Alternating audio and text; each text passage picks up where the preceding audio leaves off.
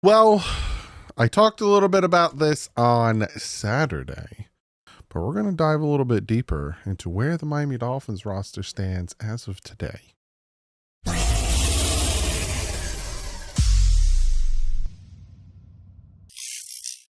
What is up, Finn fans? I was going to sneeze, didn't you? Barry Jackson came out with this article, essentially looking at where the Miami Dolphins roster stands as of right now, today, that being the 17th. You are watching this most likely on the 18th.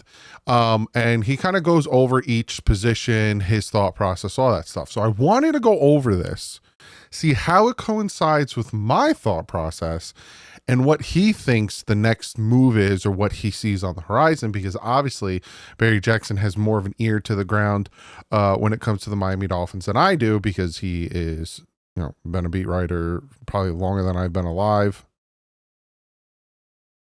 About 37 years, probably, and has connections to the Miami Dolphins. So we're going to look at it. So starts off by saying the Dolphins have moved into the second week of free agency with a handful of critical and glaring holes on their roster.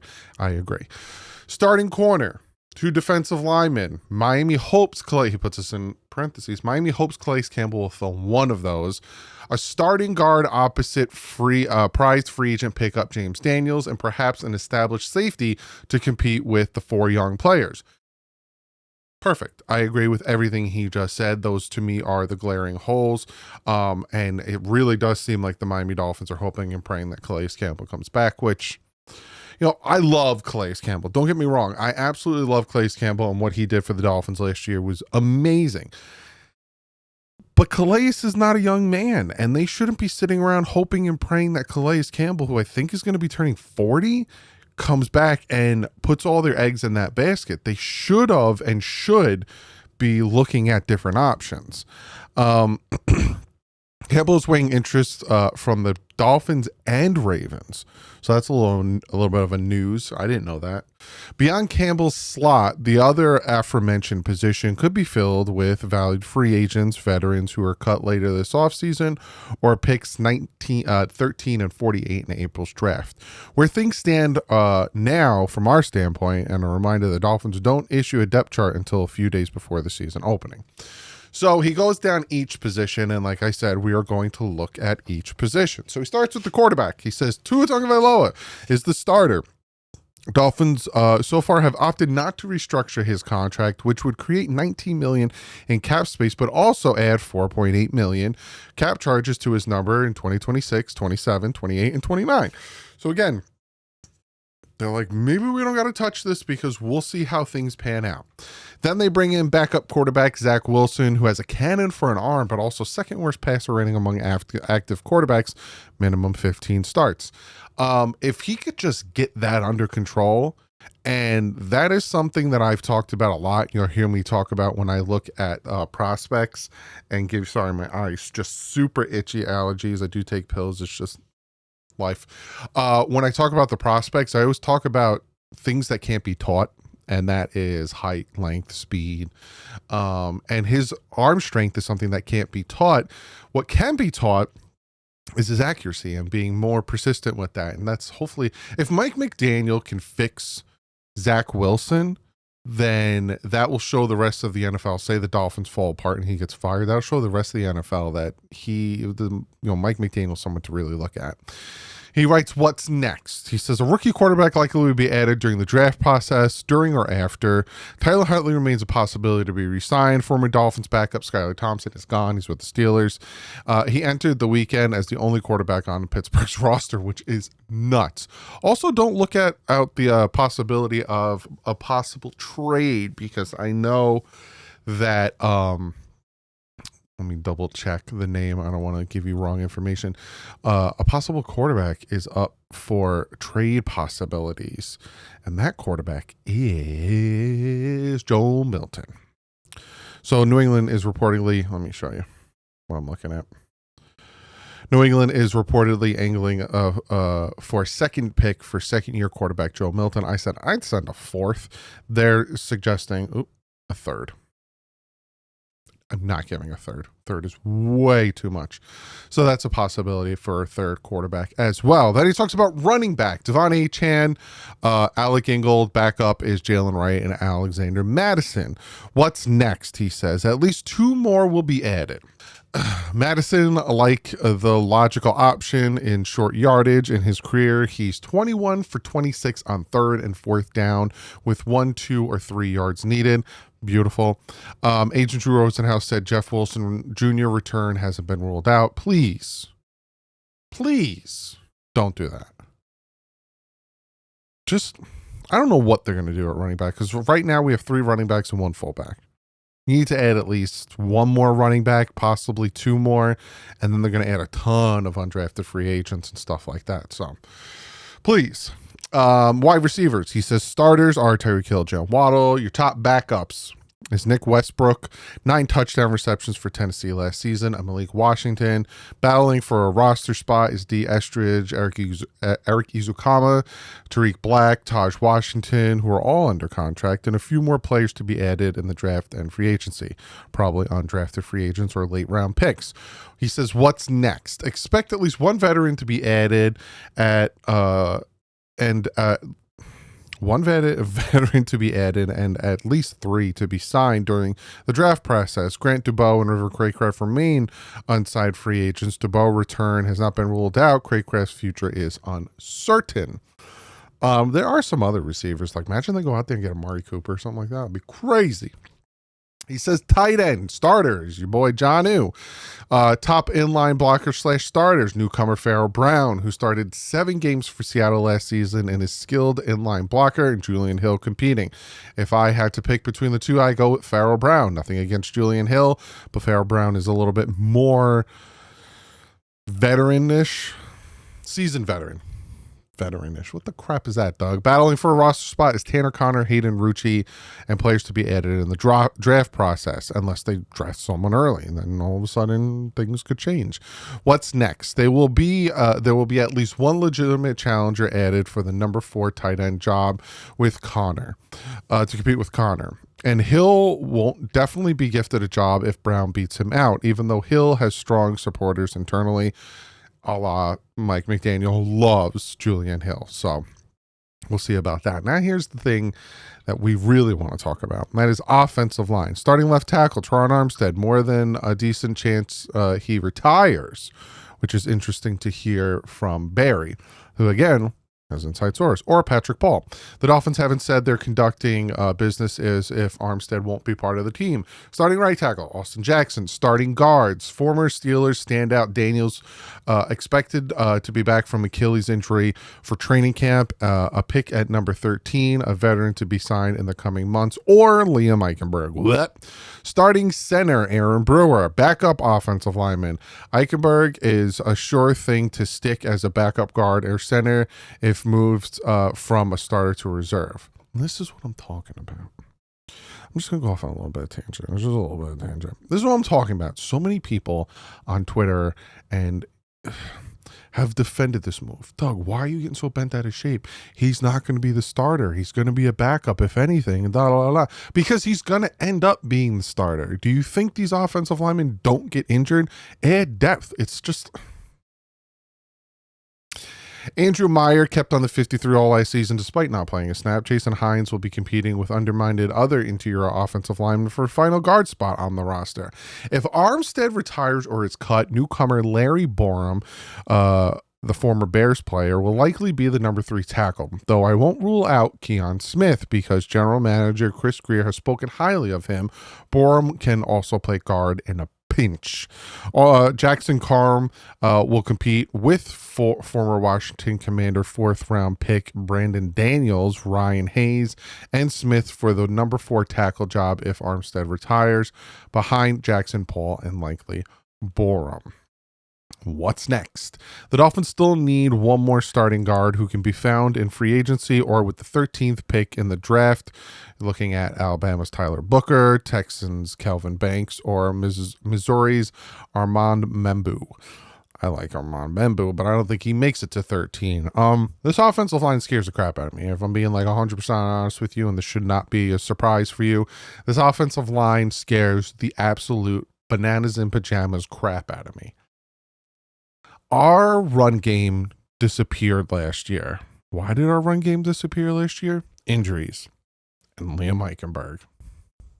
Robert Hunt was your starting right guard, and Isaiah Wynn was your starting left guard.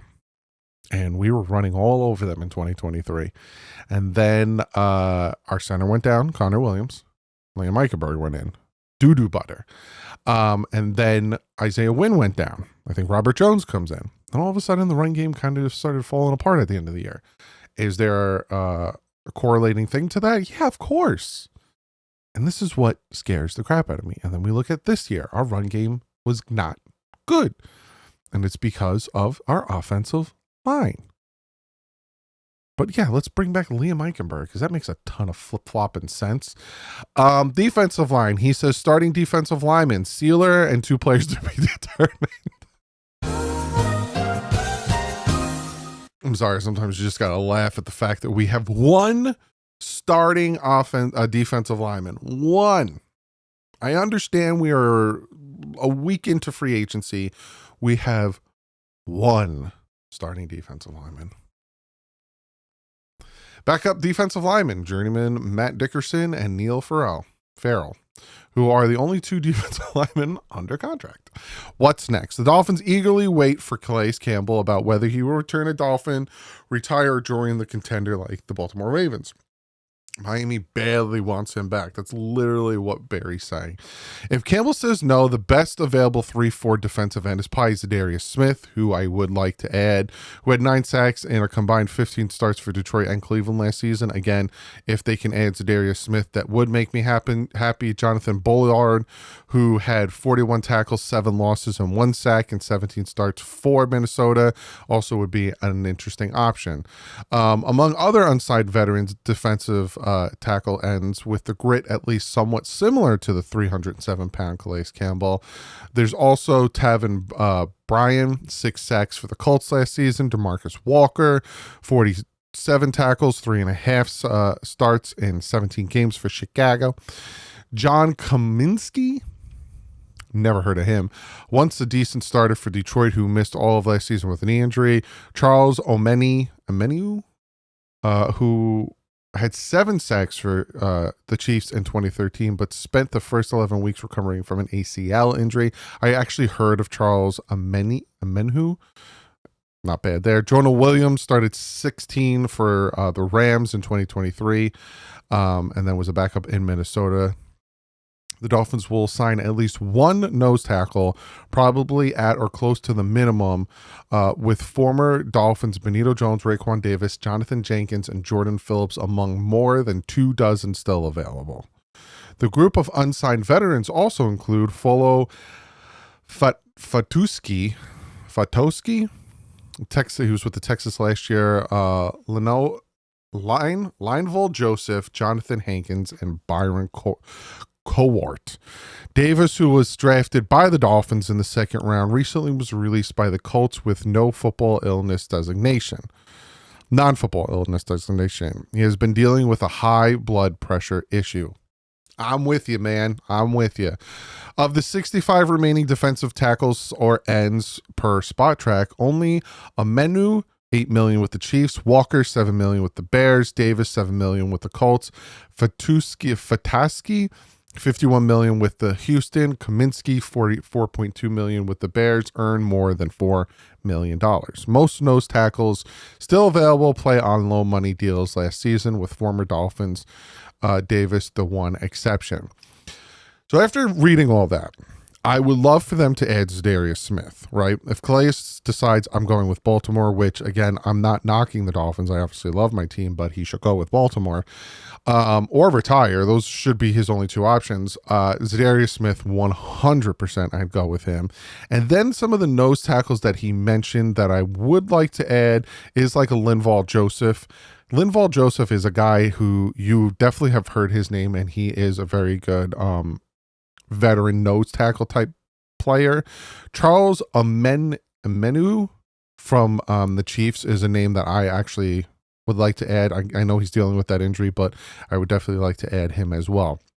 There's a lot in that little area, but I just wish the Dolphins would not sit back and wait and just kind of be more proactive and aggressive in that situation. And because if you sit back and wait, like Greenlaw, we tried to get Greenlaw and we were trying and trying and trying. We missed out on the linebackers. Thank God we got Terrell Dodson, who we're about to talk about in a second.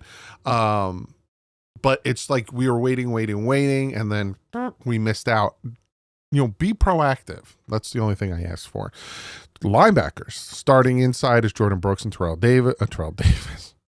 Terrell Dodson. Backups is KJ Britt, an 11-game starter from Tampa Bay who will get a chance to compete with Dotson. Channing Tindall, who didn't play a single defensive snap in his third season. The Dolphins likely will add another veteran or two. Starting outside is Jalen Phillips, coming off an ACL last September. Bradley Chubb. Fun fact, I'm going to really quickly go into this, but fun fact, Bradley Chubb blocked me on Twitter. Well, I don't know why, Bradley. If you're watching this, I don't know why you blocked me. And if I said something that was like, wow, this guy's a DB, I apologize. But he blocked me on Twitter. What the crap? There's only 2 Miami Dolphin players that have ever blocked me on Twitter, Bradley Chubb and Mike Gesicki. And I had no interactions with either of them, and I didn't say anything bad about either of them.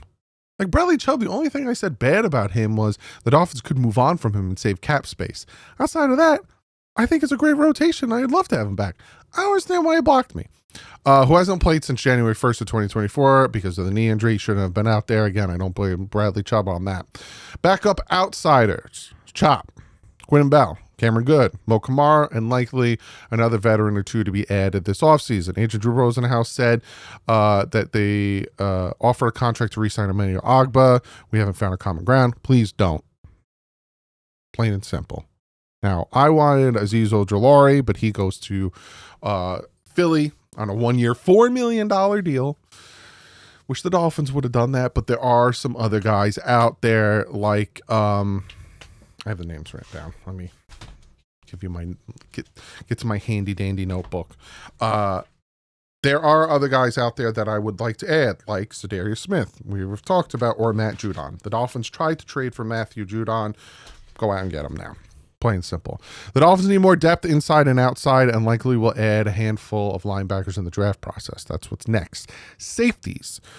Open competition among Malofanu, Davis, Elijah Campbell, and more players likely to be added. Backups, Patrick McMorris, whoever doesn't start among the aforementioned. Those 4 players should be added on the team. Second-year player Jordan Colbert also will compete for the job. What's next? The Dolphins could use an established player like Justin Simmons. How many, like all last season, we were begging and praying for Justin Simmons to be added to the Dolphins to give them a reliable veteran presence. Perhaps Simmons or a similar veteran could fall through the cracks in free agency. Safety is an option at number 13 with Georgia's Malik Starks or South Carolina safety Nick Emenwari. I prefer Nick Emenwari. I like his size and his speed, whose vertical jump 43 inches and broad jump 11 foot 6 inches, both the best among defensive backs this year at the NFL Combine. If 13 comes and the Dolphins earlier, like with the 13th pick in the 2025 draft, the Miami Dolphins select safety Nick Emenwari out of South Carolina, I'd be happy. I love it. I would love it. Cornerback Jalen Ramsey, Kader Kohu outside or nickel, and to be determined. Backups Monday's addition Artie Burns, who played 51 snaps during his time with Seattle. Cam Smith. Storm Duck likely will compete for the 4th job behind Ramsey and Kohu and whatever veterans eventually added. Ryan Cooper Jr., Ethan Bonner, Isaiah Johnson, and Jason Maitre will compete with the new corp of undrafted rookies and perhaps a drafted rookie for a job like Will Johnson. If Will Johnson, I'm getting ahead of myself because he literally talks about that. What's next? The Dolphins must find a veteran from what's left. There are only 7 remaining corners who started at least 7 games last season, and a handful of others who started before 2024. The most accomplished remaining, Asante Samuel Jr., visited Arizona last week. Rasul Douglas, poor 122 passer rating against the Buffalo Bills last season. James Bradbury missed all of last season with a torn Achilles, was second team All-Pro in 2022. Stephon Gilmore made 15 starts for Minnesota, but he is 34 and had a 94.1 passer rating against him. Mike Hilton, skilled 5'9" nickel corner, made 10 starts for the Bengals and had a 92 passer rating against him. Tre'Davious White, the former Bills starter, had a 122.8 passer rating against him. Michigan corner Will Johnson also is a top option for Miami's pick at 13, though Mel Kiper projected him to go 11th to the 49ers. I like Asante Samuel Jr. If I'm going to roll the dice on one of these guys, he's young. I think he's around 25. I understand he's dealing with an injury history, but that's the guy I'm going for. I'm going with Asante Samuel Jr. And then again, we could possibly draft somebody. If Will Johnson falls to 13, this is like, I'm going to do a video about best and worst case scenarios when it comes to the draft. And one of those best case scenarios is like Will Johnson's there and Jihad Campbell's there and Amenwari's there and Starks is there. And like all of Will Campbell, yes, is there. And it's just like all of these guys that are just like right for the picking that the Dolphins need. Like boop, boop, boop, boop. You can take one, close your eyes and go him. And you're like, perfect pick are there. That's best case scenario. Cause you're like, any of you guys want one of these more than us? Cause, come on, trade up. You know what I'm saying? You trade down, you pick up some more picks in the top 100 and yada, yada, bing, bang, boom. Fantastic. So overall, I feel better. And this is why I wanted to do this video, because Barry has an ear to the ground and I feel better in the aspect of the defensive line, because he raffled off some names off that defensive line that made me like, okay, I forgot about him. So I feel a little bit better of the defensive linemen that are still out there in free agency, but I still don't feel better in the aspect of how long it's taking. And I'm afraid we're going to miss out on them. Like we've missed out on Greenlaw and we've missed out on all these other guys that have signed other places, because I don't know if the Dolphins are doing anything or if they're waiting for the money stuff. I just don't know. And being in the state of unknown and seeing how this is very similar to last year, it's making me very uneasy. So if I am coming off pessimistic, if I am coming off insufferable, if I am coming off like, oh God, I can't stand him lately, I do apologize for that. I just want to win. I want things to be different. I want to build a winning foundation. I want to do things right. And as of right now, as I'm looking at things, I'm like, this doesn't seem right. Comment below. Let me know if I'm wrong. Let me know what you think about what Barry had to say, what you think of the team as it sits. Comment below. I will see you guys tomorrow. But like usual, stay classy. FN's up.